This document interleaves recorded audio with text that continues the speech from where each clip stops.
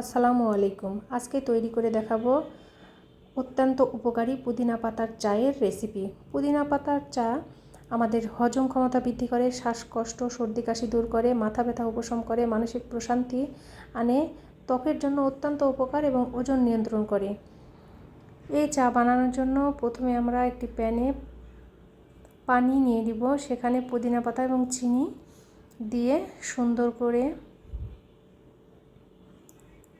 ঢেকে দিব। দেওয়ার পর ফুটে আসলে দেখুন কালার চেঞ্জ হয়ে যাবে। প্রায় 5 মিনিটের মতো জাল করতে হবে। করলে একটা সুন্দর কালার চলে আসছে আর ঘ্রাণটাও চলে আসছে অনেক সুন্দর। এরপর এর ভিতরে চা দিয়ে দিতে হবে। চা দিয়ে 2 মিনিটের মতো ফুটিয়ে নিতে হবে।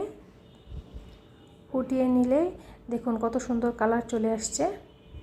তারপর সুন্দর কাপে পরিবেশন করে খেয়ে নেবেন, দেখবেন কতটা প্রশান্তি আসে। আলহামদুলিল্লাহ।